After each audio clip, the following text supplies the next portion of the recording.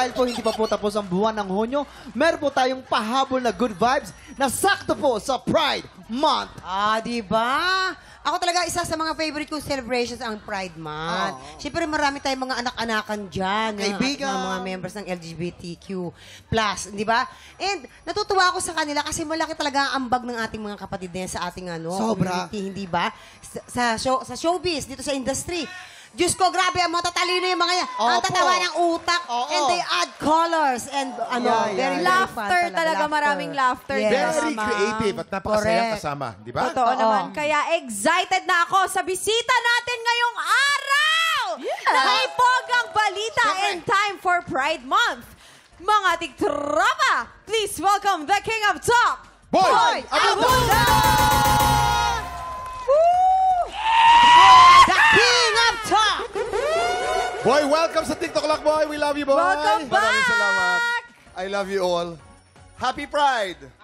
TikTok Lock, Happy Pride! Siyempre po, Tito Boy, welcome back po sa TikTok Lock.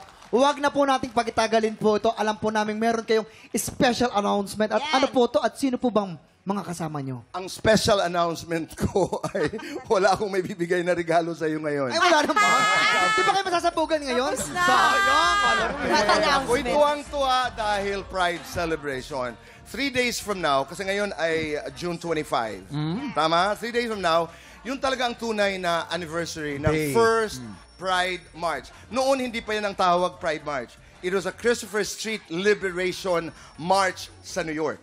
Kaya tamang-tama po, ang baon ho natin ngayon ay isa sa mga kanta, the lead song actually, ng aming first LGBT-themed album.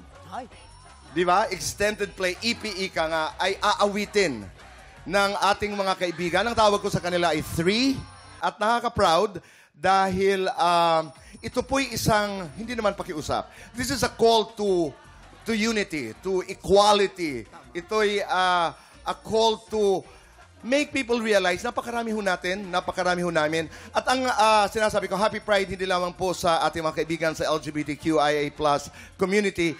Happy Pride po sa mga nanay, tatay, kapuso. Happy Pride po sa buong mundo. So, ang amin lamang ang panawagan na marami, pero maraming bansa pa kasi ang hindi nakikita, hindi nararamdaman, hindi naririnig ang mga LGBT people. So, patuloy pa rin kaming sumisigaw, kumakanta, sumasayaw para lamang makita at maramdaman. Maraming salamat, boy. Excited kaming lahat. Mga tiktropa, mag-ingay para sa 3!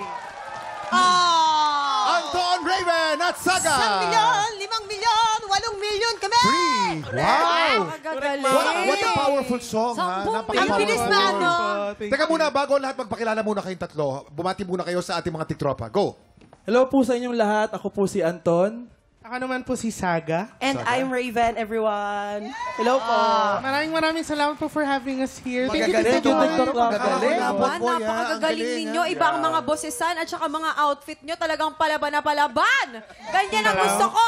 Pero Ninong Boy, kwentuhan mo naman kami. Paano po ba nabuo ang kantang itong Bilang? Ang aming record producer, si Jerwin Nicomedes, na aming vocal coach din, dahil napapaturo rin ako. Bakit? Basically, siyang bumuo, siyang nagsuggest sa akin na buuhin namin. They are solo performers, so we put them together, and every time magkakasama sila, ang tawag namin sa kanila ay 3. I composed the song, I wrote the song. Kaya pala, ang galing eh! Si Gabriel Umali po ang gumawa ng musika, at it took a whole village to be able to produce Bilang. Wow! Ang mensahe yun na nga, napakarami ho natin. Data is power, number is power. Kung alam mo nila kung ilan tayo, ay baka naman mag-usap na tayo ng pantay. Kina Anton naman, Saga at Raven, ano naman yung naging reaction nyo nung nalaman nyo na kayo ang kakanta ng sinulat ni Tito Boy? Ako po muna siguro. Super nagulat po ako kasi ang tagal na rin po namin nagkaroon ng interaction ni Tito Boy. And I'm just really honored to be a part of this project kasi alam kong special to kay Tito Boy and syempre sa aming lahat na ito yung choice namin and action namin to be seen, and I think that's important this month. Ako naman po, dahil Pride Month ngayon, sobra po akong proud na mapabilang dito sa grupong ito at sa project na ito. At gusto ko po magpasalamat kay Tito Boy sa tiwalang binibigay niya sa amin. At I think po, we are making history today sa pagkanta at sa pag-release nitong kantang ito dito sa TikTok Lab.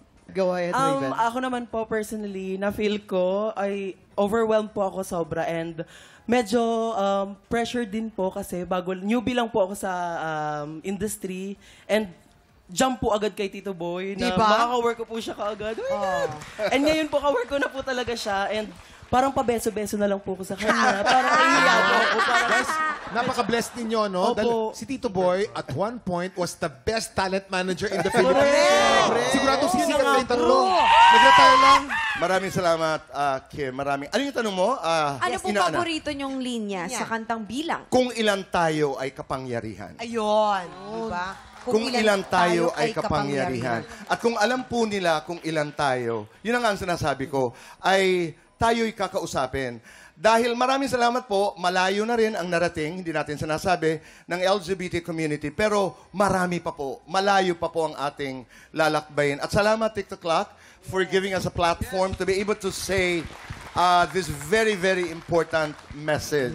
At saka ito po I like that. We're making history. Ito po yung kauna-unahang LGBT EP in the history First of time. music. Yes.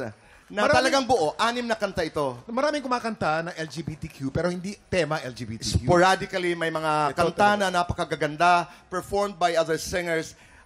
Pero ito yung unang LP, ika nga, ang tawag natin nun. Now it's called EP, Extended Play or Album, na lahat talaga ng awitin ay LGBT. Grabe Themed, talaga. ika nga. Kaya maraming salamat. Ang nag-iisang King of Talk talaga naman. Punong-puno ang utak, punong-puno ang puso ng pagmamahal sa ating mga kapatid. Siyempre. Okay, eto na. Makakasama pa po natin si Tito Boy sa balita na may masayang hulaan po. Ulo ng mga balita na po sa pagbabalik na TikTok Live!